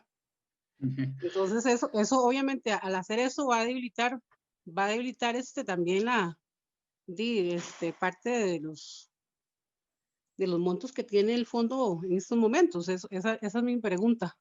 Ok, sí, bueno, Marcela, te voy a explicar, digamos, si una persona se cambia en estos momentos, se va al salario de mercado, suceden dos cosas. Obviamente, digamos, bueno, va a suceder una cosa. Aquí hay un borrón y cuenta nueva, que era lo que se hablaba en la primera charla. Entonces, ¿qué sucede con eso? Usted en este momento, bueno, deja de ser funcionario. En ese instante, usted deja de ser miembro del fondo y comienza de nuevo. Entonces, por ejemplo, si usted tenía ya más de 20 años, esos 20 años ya usted los va a perder. Porque usted en ese instante renunció al banco y está siendo recontratado inmediatamente. Entonces, ¿qué pasa ahí? Pasan dos cosas. Digamos, usted va a seguir aportando al fondo, pero perdió todos los derechos para atrás. Ok, ¿qué pasa en el fondo con usted? Usted tenía derechos adquiridos. En este caso, esos derechos adquiridos ya el fondo no los va a tener que pagar. ¿Qué pasó con el dinero que usted había aportado hasta esa fecha? Eso es en ese caso, al renunciar del banco, lo que se va a aplicar es un mecanismo donde usted esos dineros, se le van a girar, digamos, una parte, no todo, eso se hace una liquidación actuarial, se le van a ir a liquidar a la operadora de pensiones. Entonces, ese dinero usted lo va a disfrutar hasta que usted, digamos, se jubile con la caja y entonces la operadora donde usted tiene sus recursos le va a devolver ese dinero de acuerdo a la modalidad que establezca que usted escoja, que la ley le pide. Entonces, pasan muchas cosas. Entonces, no sé si me expliqué sobre lo que va a suceder ahí. Entonces, si usted tiene más de 20 años, va a perder muchos derechos. Bueno, aunque tenga, digamos, menos de 20 años. Alguien que tenga 15 años, por ejemplo, entre 5 ya entrarían con 20 años y tendría el derecho de jubilarse, el derecho, digamos, si tiene, digamos, si por una desgracia tiene una eventualidad y no puede seguir trabajando y es declarado inválido, tendría derechos de invalidez. Y esa persona que tiene 15 años se sale en este momento, va de borrón y cuenta nueva, o sea, va a ocupar 20 años adicionales para poder otra vez contar con ese derecho. Entonces, si no aplican las reglas que están ahí y los recursos se le van a ir a movilizar a la operadora de pensiones. Raúl, digamos en ese caso, perdón, digamos en ese caso, yo tengo 25 años, entonces, por ejemplo, al día de hoy, ya yo ayer puse mi carta, ¿verdad? Entonces, al día de hoy el fondo me liquida todo lo que tengo en este momento. Ya en enero volvería yo a cotizar nuevamente, pero ya esa plata obviamente se va a ir digamos, a la operadora de pensiones y yo me pensiono con la caja. El resto de dinero, digamos, el resto que me falta para pensionarme, en este caso el fondo lo va a manejar diferente en el sentido de que se va a trasladar a la operadora y ya la operadora se encargaría de hacerme esa devolución. En este caso, al hacer eso, sus dineros, porque así está establecido, a menos de que se establezca algo diferente, pero no lo he visto, lo que usted tiene acumulado hasta ese momento se le va a ir a la operadora. Y como usted se incorpora otra vez al banco, sigue cotizando al fondo del banco, pero desde un inicio. No sé si me expliqué. Ok, vamos a ver, por eso, digamos, yo al día de hoy, esa plata que tengo ahorita ahorrado en el fondo, a mí se me va a liquidar por completo. ¿Es así? Eso se lo van a mandar a la operadora de pensiones. O sea, ¿Usted ingresó antes del 2000? Sí, yo ingresé en el 95. Ok. Entonces, sí, a usted sí le va a tocar. A usted sí le van a reintegrar, se van a reintegrar a usted. Porque eso entonces, es lo que establece la norma. Ok, perfecto. A mí se me entregaría todo lo que tengo ahorrado en el fondo. Ahora sí, ya, de digamos, acuerdo a lo que está ahí, digamos, a lo que está en el reglamento, que creo que lo tenían por ahí, de acuerdo a las reglas que están en el... A usted sí le tocaría eso. Y comienza a cotizar en el fondo por una eventual pensión que la verdad usted no creo que la vaya a disfrutar. Entonces, cuando usted se jubile, cuando usted llegue y diga, bueno, me jubilé de la caja, lo que va a hacer el fondo en ese momento es de lo que acumuló desde este año, del 2020, digamos, no sé, en X años, esa cantidad de dinero lo va a mandar a un operador de pensiones. Ahora, otra duda que tengo, digamos, por ejemplo, en el caso del fondo, nos está pasando que los que estamos activos estamos alimentando pensiones muy altas, ¿verdad? Al yo hacer ese cambio, esa parte que yo sigo cotizando, igual el fondo lo sigue manejando, pero también afecta esos dineros que yo voy a cotizar. Digamos que lo voy a poner así. En este momento, digamos, las pensiones en curso de pago, digamos que tienen una reserva que, por así decirlo, está fondeada en este momento. Obviamente ha sido fondeada, digamos, también con parte de los aportes que ustedes han hecho para el pasado y parte de los intereses. Entonces, creo, y nada más, vamos a ver, el fondo no tiene una personalidad jurídica independiente, o sea, entonces en última instancia, cualquier cosa que pase, el banco es el que tiene que responder por eso. O sea, digamos, esas pensiones, digamos, las pensiones que están en curso de pago no tienen jurídicamente ningún problema. Tal vez ahora, no sé si Esteban ahí nos está acompañando para que él dé su criterio legal, pero desde mi perspectiva, en esas que están, digamos, en este momento ya otorgadas o las que están a 18 meses digamos, de jubilarse, son derechos que ya, digamos, por así decirlo, están consolidados de acuerdo a las reglas establecidas. Y pueden estar, digamos, afectadas por algún otro tipo de normativa. ¿A qué me refiero? Por ejemplo, no se les puede disminuir la pensión, eso no se puede hacer, pero ya hay pronunciamientos varios de la Sala Constitucional donde indica que, por ejemplo, sí se les puede gravar con contribuciones adicionales. Y eso se los aplicaron, lo acaban de aplicar en el Poder Judicial, que es de primer pilar. Lo aplicaron hace muchos años en el Magisterio, en lo que era el régimen de reparto, que eso lo pagaba el Estado, se aplicó ahí. Y en esos fallos la Sala Constitucional dijo que no, que eso es la materia de seguridad social y ella podía establecer las cotizaciones que se requerían, independientemente si eran trabajadores activos o trabajadores ya jubilados o pensionados. Entonces yo la verdad no me preocuparía mucho de esa parte que está ahí, porque sí hay, jurídicamente sí tendrían que devolverte lo que es tuyo en ese caso. Entonces no es que van a tomar ahí y digamos de esta parte, también tienes que tener presente que cuando usted cotiza, usted está cotizando una parte que es suya, que es la parte obrera, y hay una parte patronal. ¿Okay? Entonces ahí nada más hay que tener cuidado de que hay esa pequeña diferencia ahí. Entonces, bueno, en fin, creo que en este caso yo no me preocuparía mucho en la parte de los que ya están jubilados y más que todo, lo que yo vería en el caso suyo es que, digamos, usted en este momento, al hacer esto, digamos, está perdiendo los beneficios de jubilación que ya, digamos, en este caso, prácticamente ya usted tenía. No sé si Henry quería indicar algo más con respecto a esto. Sí, para recapitular algo de lo que comentó la compañera Marcela, es que pues, la salida de toda esta cantidad de personas que posiblemente se acojan a la renuncia simple, en vez de ser algo negativo actuarialmente para el fondo, viene a ser algo positivo, don Raúl. Tal vez como explicar esa parte para que lo tengan claro. Sí, porque, vean, les voy a explicar, cuando se hacen estas liquidaciones, cuando ustedes se van, se hace una liquidación actuarial, ya el banco tiene una regla, no es que les va a devolver el 100%, les va a devolver lo que ustedes aportaron, sí, se los van a devolver, pero no les van a devolver todo lo que el banco les aportó. No sé si me explico, eso no va a suceder, o sea, ya en eso hay, digamos, un procedimiento establecido, ¿ya? Entonces, no es que les estén de lo que ustedes aportaron, eso sí se les va a devolver, pero no piensen que se les va a devolver todo lo que aportó el banco a nombre de ustedes.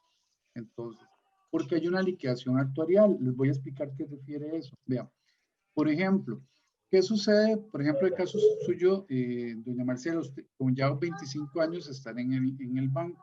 usted ya cumplió 20, de los 20 a los 25 usted estuvo cubierta por invalidez. Entonces esto es como un seguro. Entonces, ¿qué significa? Usted me dice, pero yo no me invalidé. No, pero estuvo cubierta. Eso es como la póliza de un carro. Y ustedes le van y le compran a Links o a cualquier aseguradora. Ustedes dicen, bueno, y gasté 200,000 colones en este seguro full. Y entonces, ¿qué sucede? Pasan 6 meses y ustedes dicen, sí, pero pagué 200,000, pero no he usado esto, voy a ir al INE.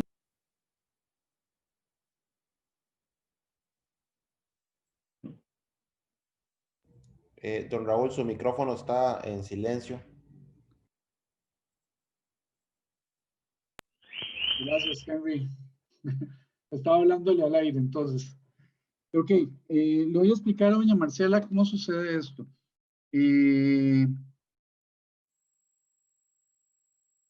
Cuando usted se va, se hace una liquidación actuarial. Esa liquidación actuarial lo que hace es que valora la exposición que usted estuvo. Se lo voy a poner muy sencillo. Usted, digamos, doña Marcela, de los 20 a los 25 años estuvo cubierta por invalidez. ¿Ok? Entonces, voy a hacer una analogía con un seguro de un vehículo para que ustedes puedan verlo. Entonces, ¿qué resulta? Ustedes toman un seguro de un vehículo y pagan 200,000 colones a una aseguradora. A los 6 meses dicen, no, la verdad es que este seguro, yo no los, es que el carro ahí está, o sea, no le ha pasado nada. Voy y le digo a la aseguradora, vea, es que yo quiero que me reintegren lo del seguro. La aseguradora le va a decir que no. O digamos que tuviera alguna política, digamos, de devoluciones. La aseguradora le va a decir, sí, lo voy a devolver, pero le voy a devolver 100,000. Y ustedes les van a decir, no, pero yo pagué 200. Sí, pero usted estuvo cubierta, pero el carro no le ha pasado nada, ¿no? El carro estuvo cubierto 6 meses. O sea, le voy a devolver 100,000 colones. Y ya esos otros 100,000, ya usted los gastó en esa cobertura. ¿Qué ganó? Ganó el hecho de que usted no tuvo ningún siniestro, no tuvo ningún accidente y le voy a devolver nada más la mitad. Entonces, por ejemplo, en el caso suyo, doña Marcela, de los 20 a los 25 años usted estuvo cubierta por invalidez. ¿Ok? No sufrió ningún, digamos, percance. Entonces, pero el fondo, por así decirlo, estuvo asumiendo ese riesgo. Entonces, cuando se hace una liquidación actuarial, entonces se hacen este tipo de liquidaciones y bueno, y ahora si mucha gente va a irse por esa vía del salario de mercado, entonces van a haber muchas liquidaciones y en las liquidaciones a ustedes no se les va a reintegrar el 100% de lo que cotizaron. ¿Okay? Sí, es una gran parte, pero no se les va a reintegrar todo. Entonces, eso es para que lo tengan presente. Y a diferencia, por ejemplo, si yo hubiera optado por un derecho jubilatorio. No sé si me expliqué en esta parte que está ahí. O sea, y como lo dice el compañero Henry, ahí hay un beneficio para el fondo, no para las personas que se van. Entonces, cuando se hacen ese tipo de liquidaciones actuariales. Aló, compañeros, ¿me escuchan? Sí, Sí, se le escucha. Buenas, compañeros. Yo tenía una consulta que plantear. Con respecto al artículo que se aprobó en caso de que el fondo se diluyera, yo hice una consulta al fondo propiamente porque en el artículo B dice, todos los trabajadores activos tendrán derecho a que se le liquiden y entreguen los fondos disponibles en su cuenta individual. Yo hice la consulta si esa cuenta individual se refería solo al aporte que yo he hecho individualmente o también se contemplaba lo que el banco ha puesto.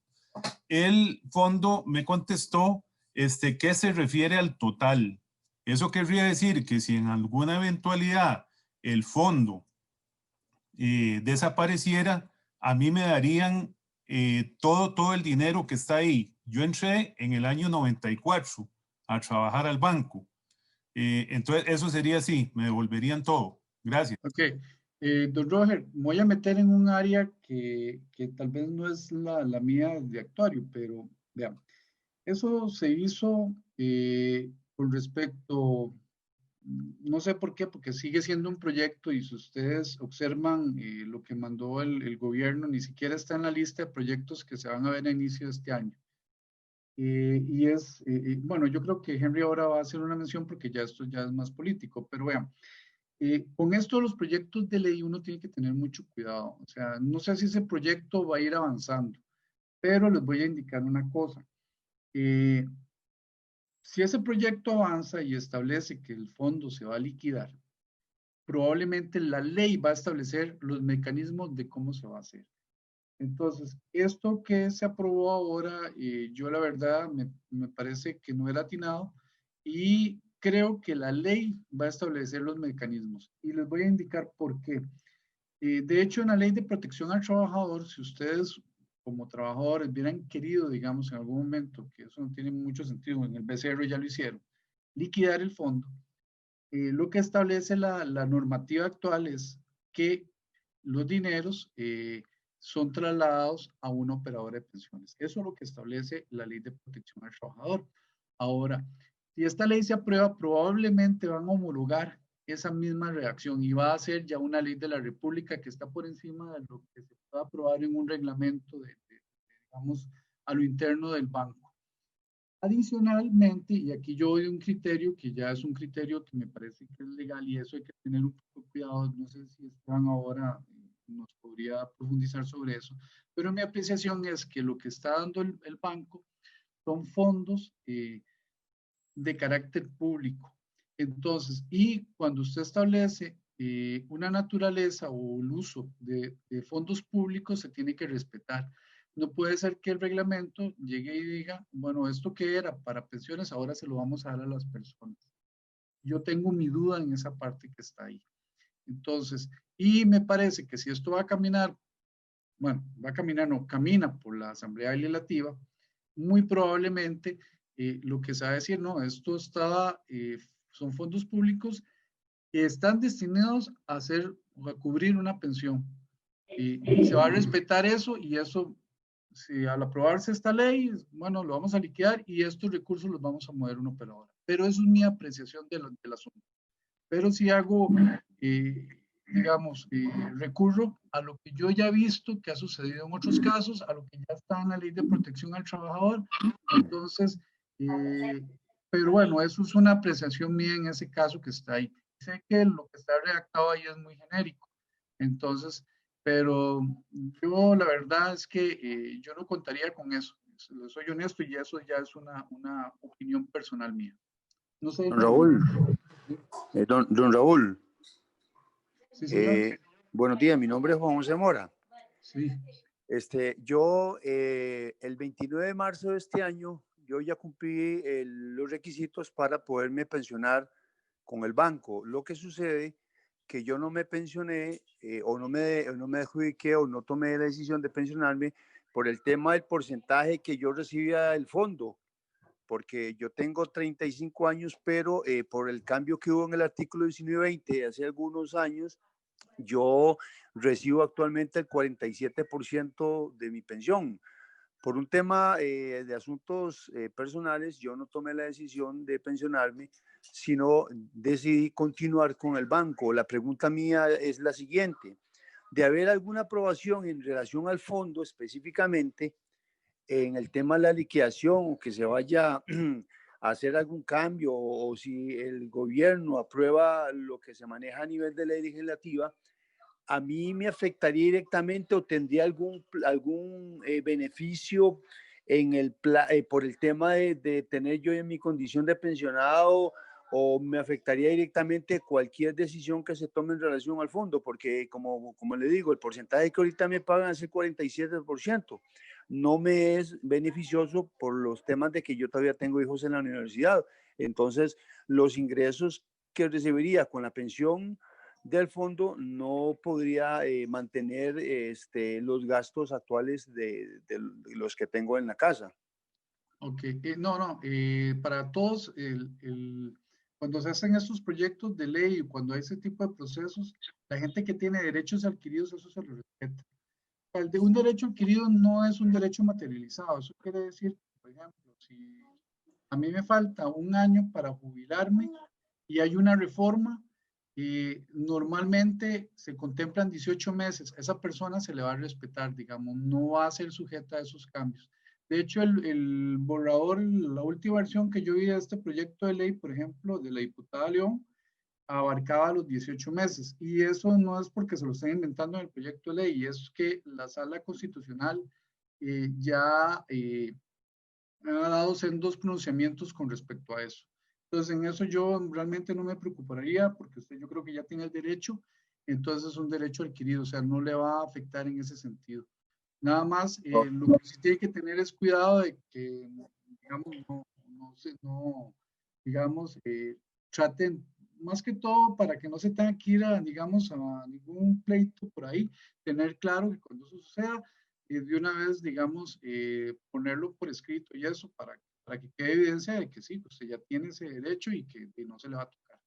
Pero eso, para que no se vaya, digamos, a vía judicial. Raúl,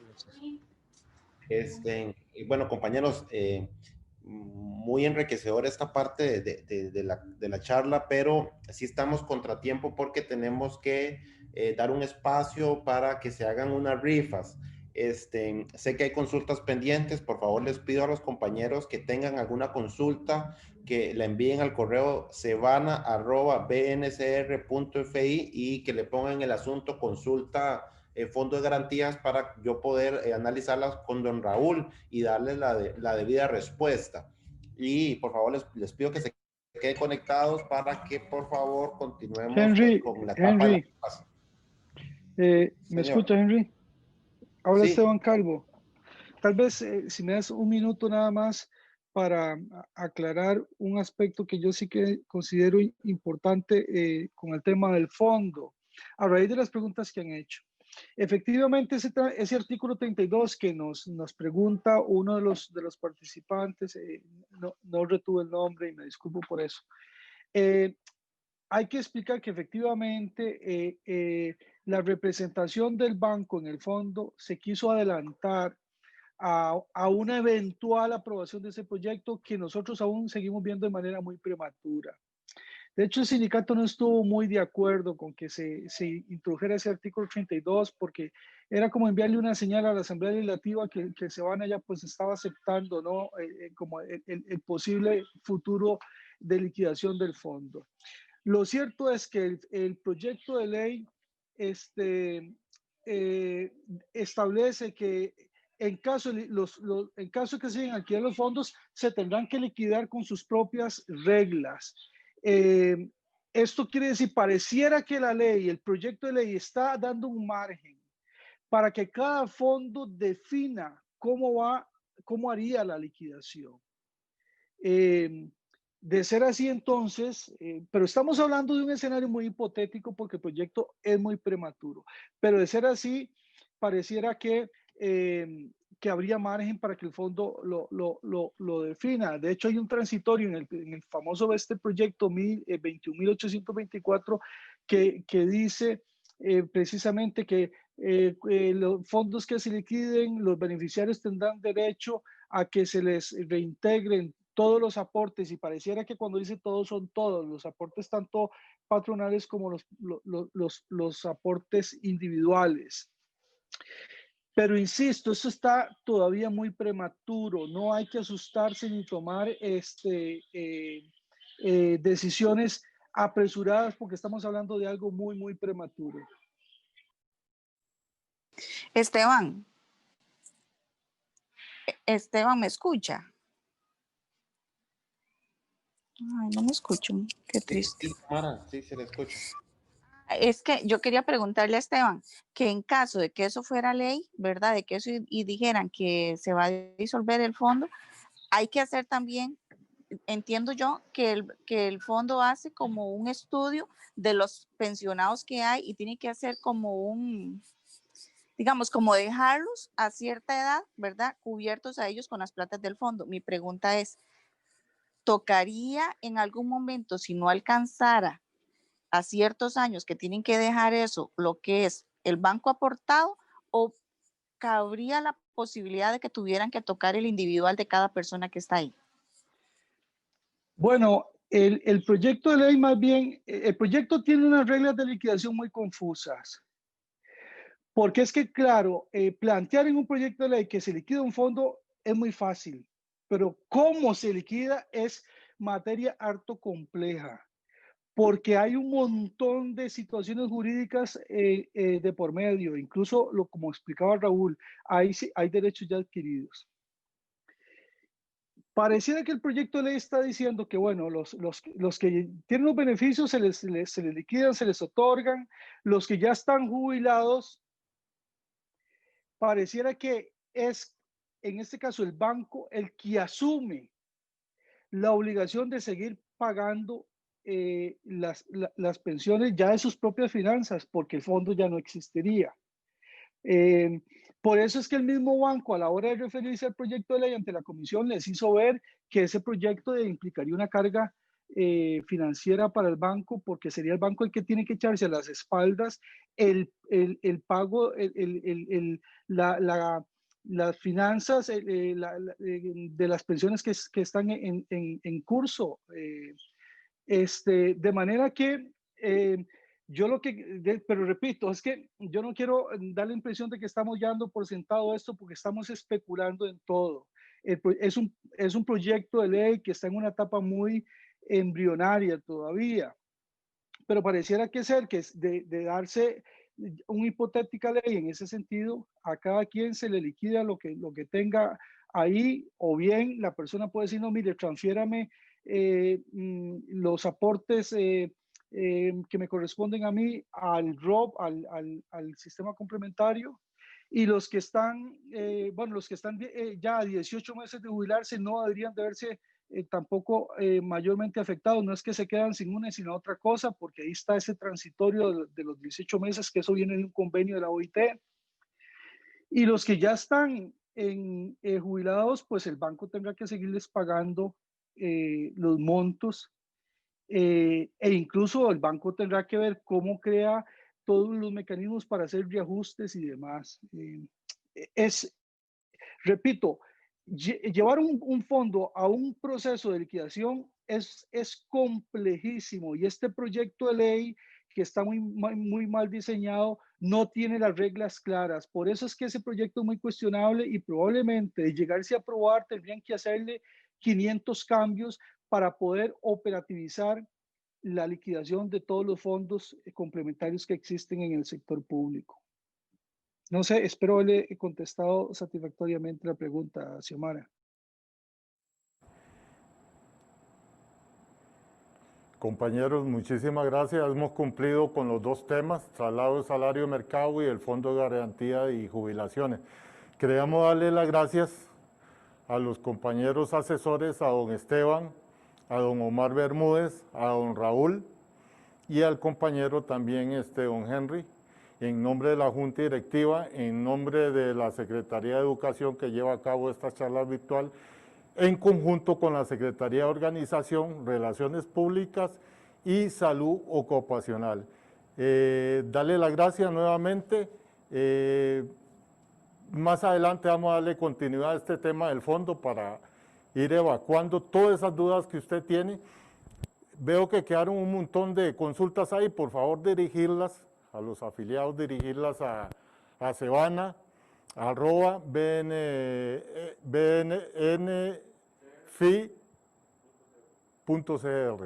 Voy de nuevo, cebana@bncr.fi.cr. Ahí pueden dirigir todas esas consultas. Y ahí vamos a tratar de estarlas evacuando ahí. Sí le vamos a dar continuidad en una próxima charla, en una futura charla, este tema del fondo. También tenemos otro tema ahí que estamos trabajando sobre, que es el Congreso de Delegados, compañeros.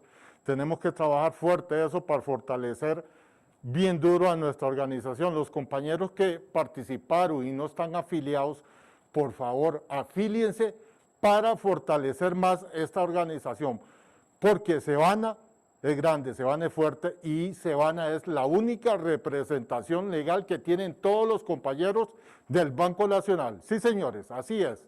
A la vez quería, bueno, agradecerle a todos los compañeros la participación y invitarlos a que se unan a nuestra página de Facebook del Cebana. Y como dijo el compañero, a los que quieran afiliarse pueden mandar a solicitar la formulita.